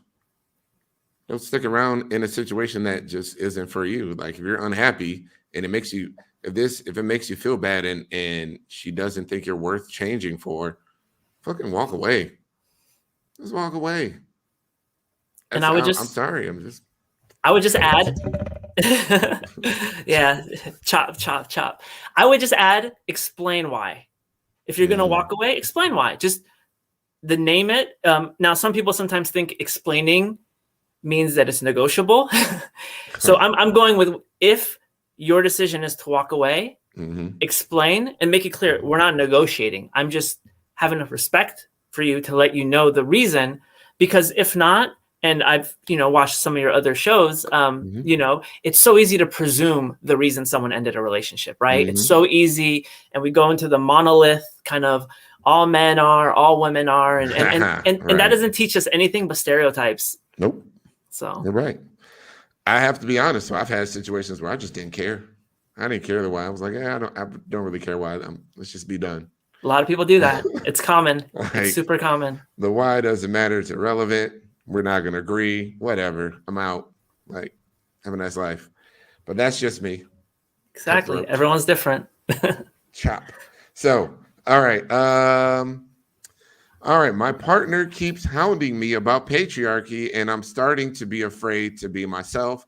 I get that I have some unlearning to do, but I want her to give me grace and accept me for who I am. All right. So this is one of those questions that, the way it's, spelled out, I could see a lot of different interpretations. I'm just going to make sure to name what I consider patriarchy. To me, patriarchy is this current system where it's really built to benefit the most male and the most masculine. Male being an identity, masculine being the gender expression, the form of maleness that is being exuded, out there. So here's the thing. The patriarchy is a system that's out there. It's not so much in us, but we may at times participate in it, and other times we may reject it, and other times we may tolerate it. So I think it might be helpful, to understand what are the behaviors perhaps that are lining up and reinforcing the patriarchy, and what are the things that are not. Because it's probably the things that are in line with the patriarchy that are, that your partner is bringing up. I think, if your partner could also indicate how come it's distressing, it'll probably help you understand. But I do think you're definitely ahead of the game, because you recognize there's some unlearning to do. Just as I've, myself had so many privileges, I'm sure, Chris, you could speak to several privileges you've had. Like, part of having a privilege is you don't recognize it. That's the privilege, that you don't have to recognize it, right? So it's kind of like, I never had to think about that, never had to look at that. So I think the unlearning is definitely going to help. And it doesn't mean you're necessarily going to lose who you are. I get the wanting to be accepted for who you are. Mm-hmm. But when someone is being asked to like examine how they participate in the patriarchy, it's kind of like just examine what you're doing, understand it. Mm-hmm. And then if you're still going to do it, at least you're consciously doing it. So the best example I can give, just to try to give an example, is, you know, I've been kind of in the past year trying to focus on what kind of, you know, anti-racism work I can do. Not just not be racist, but how can I be anti-racist? How can I try to, you know, find opportunities for systemic change? And working in mental health, I definitely feel, by the way, mental health, as much as therapy is great, I'm sick and tired of all these commercials about videos, telehealth everywhere. I bet you they're throwing the least qualified therapists at everyone. And don't get me started. But it's a psychotherapy industrial complex. It is white supremacy. It is patriarchy. Even if most therapists are women, the system that's been designed and built up, you know, is primarily by men. So I think it's really about just understanding. So I need to see, because there are things that I do that probably reinforce racism, but I may not know that. Does that make me a bad person? That's for others to decide. You know, am I an ally in other situations? I don't know. That's for others to decide. I think I've really learned in the last year that I don't get to call myself an ally. Only others get to determine, am I currently behaving like an ally or am I not behaving like an ally? So I think that, you know, the unlearning, it's a process. And the fact that, you know, you're in this partnership, I think that's, you know, you've done some of the work, clearly. And I think this definitely having more conversations of what are you doing that's participating in the patriarchy. I read this as an issue with traditionalism, largely, because, you know, I've talked about it before on the show, where there's this dichotomy of modern people trying to fit into traditional gender roles, and it's not completely working because we're different. We're not our grandparents. We're not those people. I can't fix a fucking sink. I could pay somebody to do it. I can do pretty decently on a car though. But, you know, I'm just not that handyman, you know, working in the field kind of dude. Like, I sit at a desk, I do computer shit. So it's just like this, well, the man is traditional and men do this and they do that. And it's just like, I don't know. I think it might be like an issue with, you know, you may be a traditional sort of guy and she's a modern woman. And, you know, she might want that 50-50 relationship, or, you know, things to be the power structure or how the relationship works to be a little bit different. So, but I think there is something to be said for, like, you know, a lot of, from, you know, what I've heard, just a lot of women wanting traditional men, but then these dudes show up traditional. When the ones do show up traditional, it's like, oh, the patriarchy, oh, you're doing this, oh, you're doing that. And it's just like, well, you wanted a caveman that was going to pay for everything, treat you, do just like your grandpa, and you got one.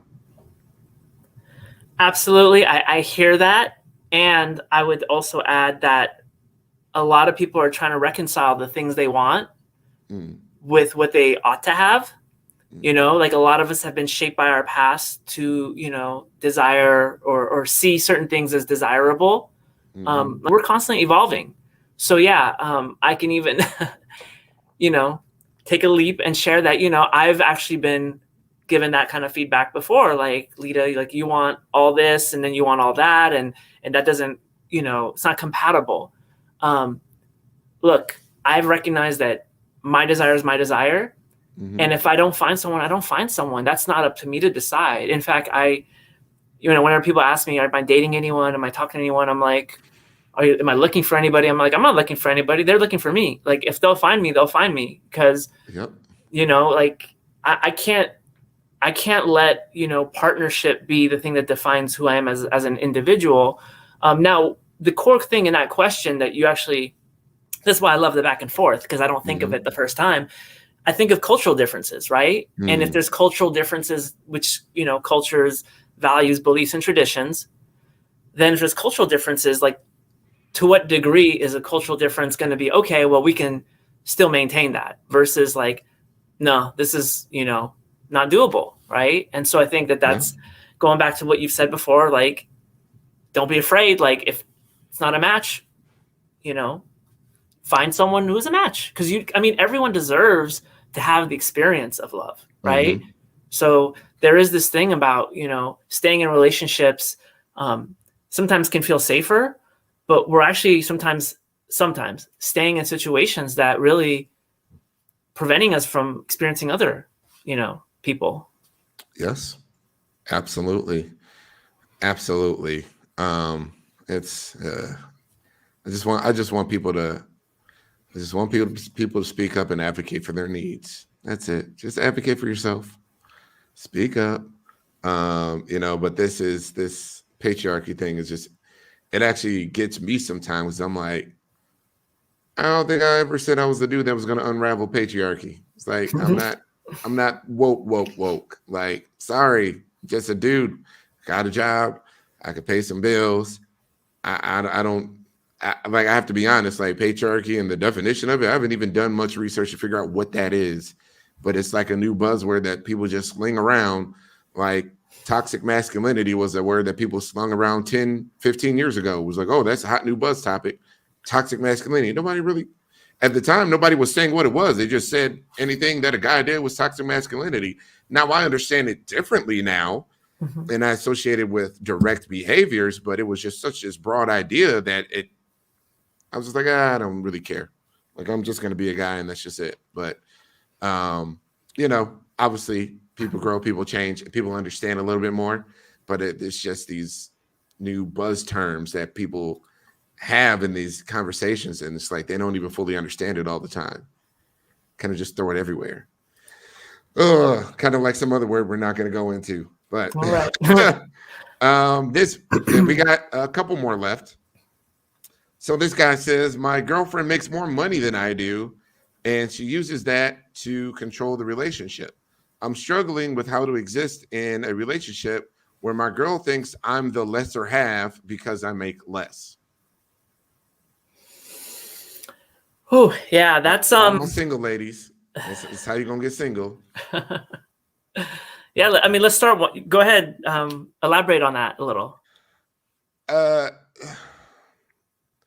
It's a career woman logic 101, where it's like, I need a man on my level, and if you don't make as much money as me, you're not good enough to be with me. And it's just like, okay, well, there are plenty of guys that make less than, and I'm just speaking as for black men or just men in general. Like the median income for a man in America is not fucking 6 figures, 75,000, whatever. Like it's lower. So if you're a woman that's accomplished and your man makes less than you, do you want a partner? Because if you want a partner, you have to respect that person and be concerned about how what you do makes them feel. And I'm not saying make more money, but you can't be looking at your partner with contempt. You can't be emasculating him like, well, now what you say, your opinion matters less because I make more money. Like, isn't that some patriarchy shit right there? Like, now you're the breadwinner, so now you are taking control and whatever. I just think, making more money doesn't make you the power base in the relationship, and you have to give that man space to feel valued, and you have to be considerate. Sorry, that's this relationship. You have to worry about the other person's well-being, and that doesn't mean you have to cater to him or anything. Just don't disrespect him because he's not making more. Don't make him feel like you're not a good enough man and you're not doing enough. It's kind of like that first one where it's like, hey, not everybody's CEO. Not everybody's a lawyer like you or an accountant like you or whatever the fuck you are like you. Like, this guy is just a fucking bus driver, but he loves you.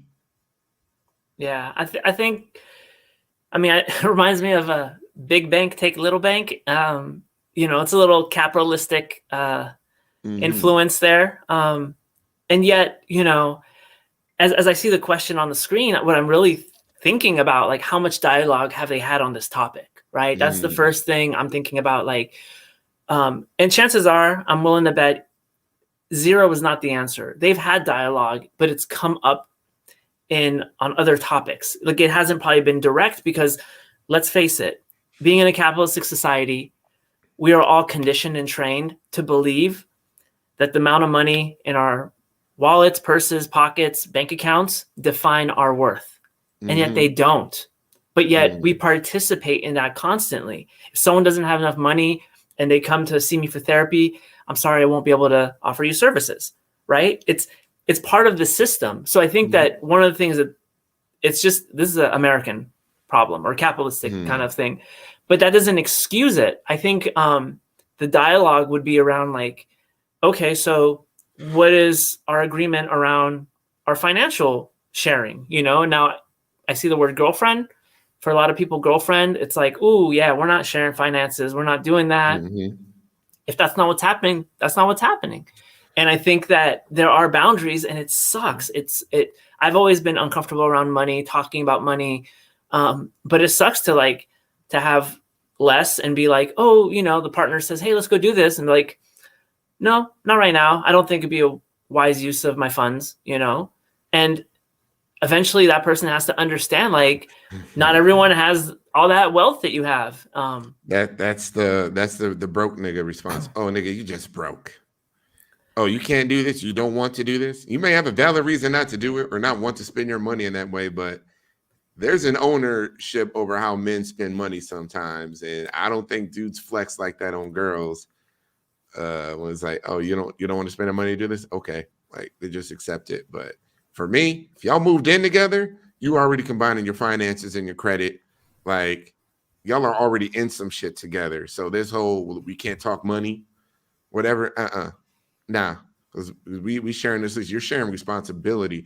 Both of your housing records can be absolutely fucked up, and your credit can be fucked up if one or the other just bailed on the property and left the other one stuck with the small court claims on their credit. Like, there's consequences here. You're getting into some shit. That's all I'm saying.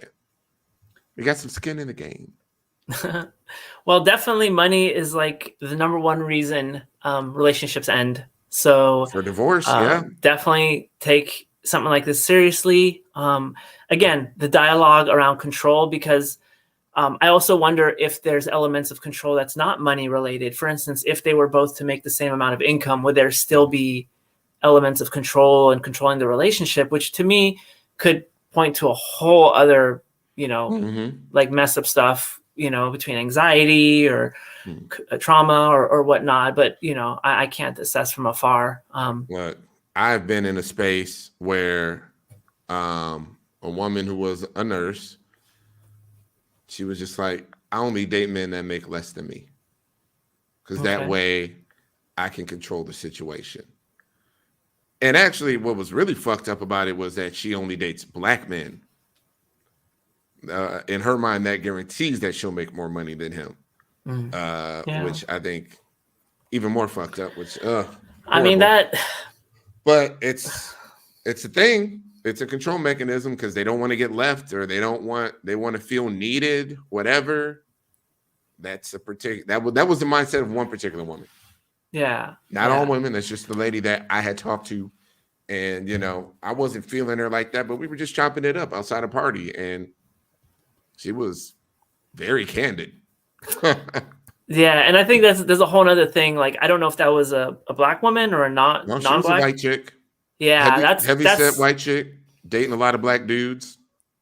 That's a little bit. Yeah. I mean, we don't have to go over the history of the United States. It just doesn't feel right. Doesn't feel right. The sentiment isn't right, but she was like, I need that control so that these men can't screw me over. They can't leave me. This, and this. I control everything because I make the money.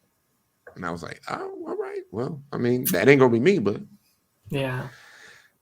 I hope you got an Xbox with 2K preloaded on it. I don't get that reference, but all right. That's the habit of bum niggas. Bum niggas play a lot of 2K. Okay. And in fact, I know some trends. I was at a friend's house and I said, "Oh, you got an Xbox?" She's like, "Yeah, I just got that for the dudes that come through." I said, "Oh, damn, you got your house set up for trade. All right." Excuse me. So it was just funny. All right, 2 more questions here. We are getting to the end of this, guys. I know. I know we're running long, but thank you for sticking with us. And I will check the email account before we're done to see if anybody sent anything in.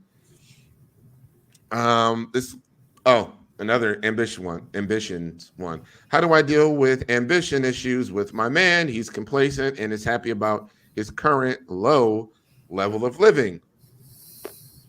Oh my I feel like we gosh. kind of beat this horse to death already.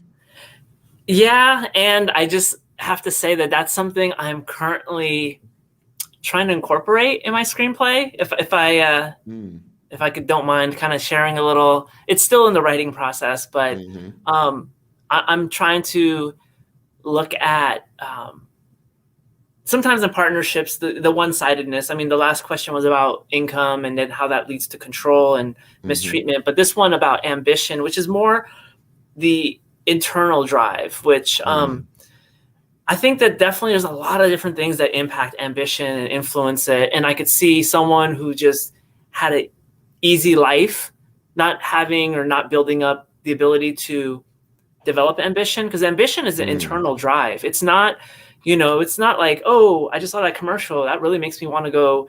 Like, you got to have that internal drive. Like, you don't need that commercial to get you going. You don't need your partner to tell you, hey, their registration's open for, classes or whatnot.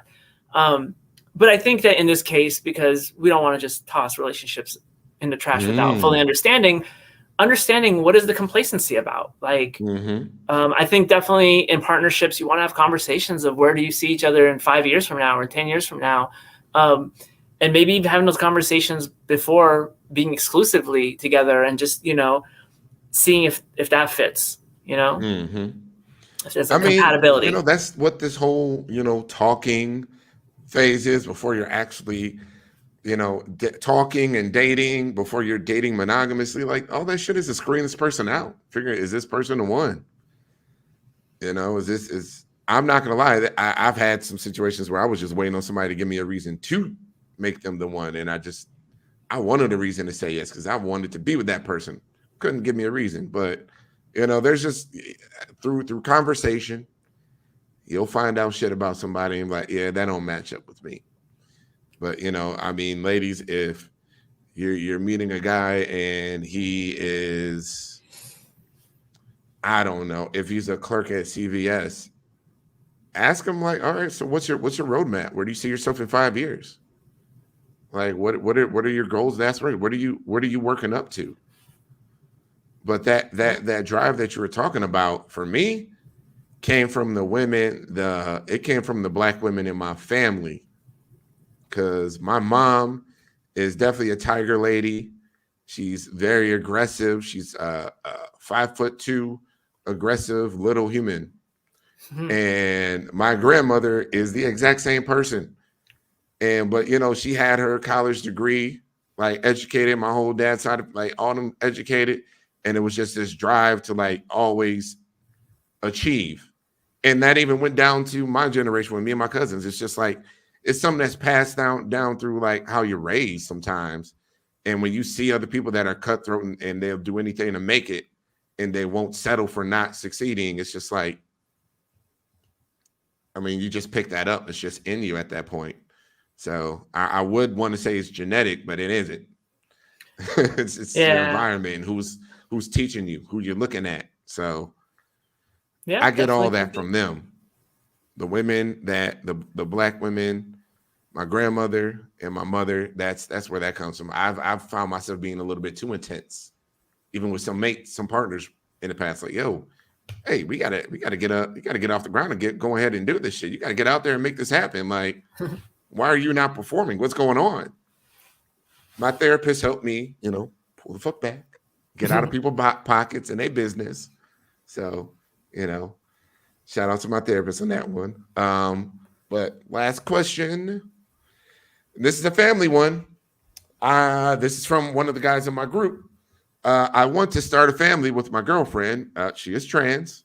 I want to start a family with my girlfriend, but she insists on adopting. She believes I'll take the kids from her upon divorce. If we use a surrogate, how can I help her unpack her fears? Got it. So it sounds like he would want the child to be genetically similar to him. Yes. And use a surrogate. So I think every state has different laws on parental rights when it comes to surrogacy. I don't know them. That's where, lawyers come in handy. But, maybe there's some legal advice out there, guidance on that, because that might just assuage any fears. Because my understanding is it's not genetic doesn't mean ownership or doesn't mean parental. Like there's this whole agreement. That's kind of why the whole surrogate carrying the child doesn't have parental rights. Because if that was the case, well, I guess Hollywood has shown a lot of surrogates run off with the kid, That's Hollywood. Yeah, you would be wasting your money at that point. I would never gamble that much money. Okay. If the surrogate could just run away. Like, yeah. Because that's something I'm interested in as well. So, I mean, I've never heard this concern specifically, but I thought it was as simple as just both people signing on the birth certificate and boom, you're the parents. Like, I guess that's from all the tales about men stuck with babies that ain't theirs or whatever else. Like, well, I signed the birth certificate and of course took that and made me pay for a kid that ain't mine. I'm like, all right, well, first off, don't sign that shit, bro. But, until you establish paternity. But in this case, obviously that's not. But I just thought as long as you sign, both people sign it, you're good. So I guess it's up to each state. It might be. And here's the thing, to really get down to the question, because really the first two sentences are just that. But the question is, how do I help her unpack her fears? So you're not going to be able to, because you're too close, you're too invested, and that she will most likely interpret things you say as possible other attempts. And so this is where, why therapists can be helpful. They're kind of a neutral party. All you got to do is pay their fee. I tell my clients all the time, you don't have to make me happy. That's not what I'm here for.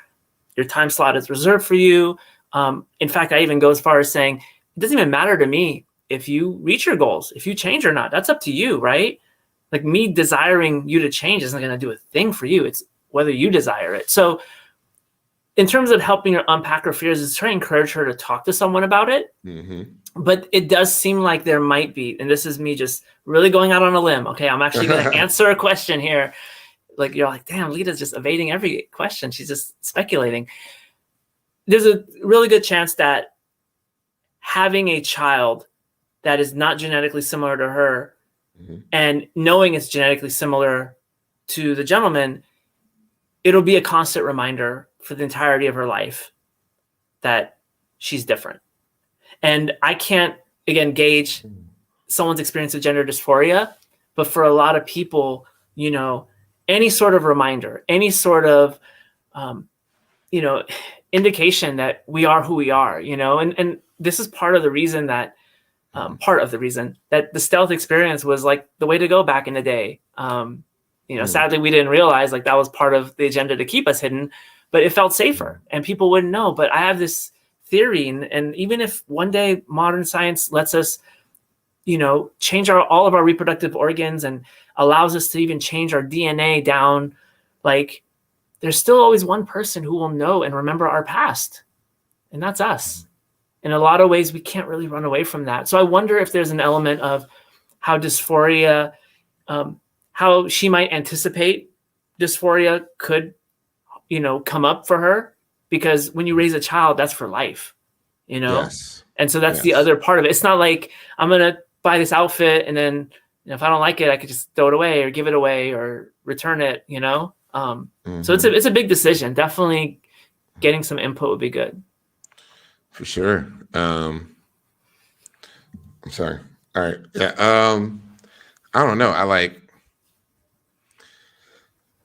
I'm just gonna just say how I would do it if it were me. But it's just like, if it were me, like I see myself being in this situation, and like I don't know. Like, I guess I never thought there would be any problem, because it's like you're the only mother this child will ever know. This child will know no other mothers but you from birth to whenever. Now, obviously, if there's a divorce, whatever else, you're still that child's mother, and you're still going to have 50-50 custody and all that shit. But it's just like, I don't know. I myself wouldn't run away with the kid and say, well, he's not really yours anyways. Like, especially if we were married, like, come on. Like, we both made an agreement to create this life and raise this child together. But I guess there is room for that. I don't know how the laws are and all that junk, but I just always envisioned it just as like, you're signing on to be this child's parent forever, ever, ever, ever, ever. At least it's not unplanned. At least it's not like a oops, shit, we're pregnant. What do we do? Like, at least you get to plan it out and you get to opt in without having to worry about an abortion or anything. Yeah. I don't know. That's how I'm thinking about it, because this is definitely something that I would choose to do as well. Because for me, I'm a fucking, like I said, I'm a caveman. And I, at the very least, and apparently this guy too, and I think there may be other guys in my group who are wanting to have kids that are genetically theirs. And for me, I want that, but then it also makes things easier. Because when I have this child and this wife that my mom has kind of been 50-50 on, now this child is looking back up at her and she sees her son, you know, she's not going to. Children have a funny way of disarming bigots. There's a lot of racists out there that their whole tune changes when they have a grandchild. And I'm not saying I'm using this as a tactic to trick my mother into liking my wife and this, and this. But, you know, I mean, I want to have a kid anyways, but I would prefer to have one that's at least one that's mine. I can adopt the second one, but at least for me, the first one, I would like to go through the surrogacy. I don't think I'm rich enough to get 4 or 5 out of surrogacy. I ain't got that kind of bread. I ain't that fucking rich. I'll barely be able to afford the one. Because that shit's expensive from what I understand. I saw like a 2020 special on it where it was like they had people, they were doing it in India and they were like paying like $30,000-$40,000 for Indian women to do it. And it apparently is like a lot more for Americans. Yeah, I think there's just a lot that's unknown, and it's both on the actual medical technical aspect, but also just kind of what would it mean to, you know, in this case, the prospective mother, you know, and I also think of, again, this is me just being way in tuned with racial equity these days. I don't even know the racial identity, but I think that, you know, there's a history in America around eugenics of wanting to eliminate certain minority, and they're trying to do that with trans people. They're trying to make sure trans kids can't be their authentic selves, or at least figure out if that's even who they are, trying to legislate that. So I also think about that, you know, it's important if someone wants that genetically similar child to be able to be like, hey, like, what's the concern? Can you help me understand? Because this is important to me. For sure. So that is all the questions we got. I know we went through quite a few. And I thank you, internets, and everybody on the internet for contributing, men and women. And to the folks that, you know, we didn't get to your question didn't quite make the cut. Sorry. I did read it. You weren't just completely ignored, but we had to kind of keep this under 2 hours. So we're getting close to that now. So, yeah, but I thank you so much, Lida, for joining us. And, you know, definitely. We'll have you back on later. And I think it'll be, there'll be more people on.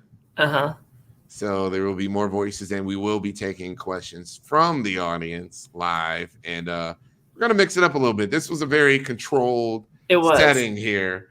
And, you know, because things just have a way of getting fucking crazy. Absolutely, it was an experiment, right? Yeah, and I think you also said there might be some questions in the inbox or something. I checked it while you were answering the last question, and nobody emailed. Okay. But you know, please look out for the next time. I will solicit more comments. Look on all the Men Like Us platforms. I'm on Instagram. Let's see if we got any banners for that one. So you can follow Men Like Us on Instagram, subscribe to the YouTube channel, follow us on Twitter. You see at the bottom, subscribe to YouTube, follow us on Facebook, Instagram, Twitter. We are also streaming right now on Twitch. So if you're on Twitch TV, you know, give us a sub, follow the streams. We will be streaming a lot more to Twitch. We're going to be doing some more gaming streaming to Twitch. My friend Audrey is going to be doing some streams with me. We're going to be doing some dope ass chill sessions while gaming. Actually, we're trying out Google Stadia, by the way. It's kind of fun. It's cool. It's a decent platform. But yeah, so we got a lot more content coming up. We got our regular Friday show coming up. I haven't figured out what we're going to talk about yet, but it will be fire. Something's going to hit. Something's going to move my soul, and then we're going to be off to the races. We will be off to the races. So, but yeah, Lida, if you can tell everybody where they can find you, that would be great. Yeah, good question, because I definitely came here as my therapist self to contribute in that way. So, you could definitely, you want to know about the kind of services I offer, which I could really only provide therapy services to individuals in California. Mm-hmm. And I'm fully booked and there's a wait list. But if you want to reach out for that, my website is my first and last name, lidavala.com. And yes, it's always under evolution because life's always changing and terminology in the trans community is always changing. Let's not ever get stuck on one thing, and we should always be growing and learning. Mm-hmm. Now, those of you interested, my interest in the film and screenwriting, I am on Instagram, and my handle is Stories Feed My Soul, and it's all separated by a period. So stories, period, feed, period, my period. Yeah, I guess period is a popular word. I just wanted it in there. Here, I'll pull it up for everybody real quick. So we'll get this done, so you guys can see the page, so you know that you have the right one. Yeah, don't send to someone else's Cash App by mistake, because there you go. But yeah, so, and this is more for screenwriting. A lot of activism stuff has really become a big part of it. But yeah, feel free if you want to follow. I haven't been posting much. Yeah, so important people, important causes. Check it out. Thank you. For sure. I give everybody an opportunity to promote themselves here. So, and we will be doing some more promotion, another interview. Yeah. I have a trans entrepreneur that will be coming on the show. Oh. And we will be promoting her brand, and getting the story behind how she started it, why she started it, all that stuff. Mm-hmm. So I like supporting whenever I can, even in a space for men. Absolutely, fellas. Was it Adore Me? Always do more. Yeah, Adore Me Cosmetics. Was that what it was? That I need was to check my first one. Yeah, Adore Me Doll Cosmetics. Adore Me Doll. Okay. Yep. Shout out to Sean. Cool. But yeah, so everybody, please, if you have any questions about anything, comments, questions, things you want me to address in the show, please DM your questions to the Facebook page, the Instagram account, and then you can email this email address right here, menlikeuspodcast@gmail.com. I am always available. I will respond. And I'll see what I can do with what you're sending me. So, if you have something that you think we should be addressing on the show with the guys, whatever else, I'm happy to take all ideas and concerns. And then you can also follow me on Clubhouse at MLU Chris, and like us Chris, and Big Chris TX. Those are both of I have 2 Clubhouse accounts, just in case one gets canceled. The other one's right there. So please follow them both. And with that, I think that's pretty much it. So I will see all of you on Friday evening for our regular guy talk sessions. And if you're watching us on YouTube, please subscribe to the YouTube channel. We need more subscribers on the YouTube channel. We got some video game streaming that's going to go on the YouTube channel as well. So check that shit out. We got some dope interviews coming up next week too. So get on there, subscribe, hit the little bell to get notifications about us going live, all that stuff. Sorry, I got to promote my own channel. But yes, please join us and subscribe. I will see all of you on Friday as per usual. You have a good week. Make it through the week. It's only Monday, but I'll see you later.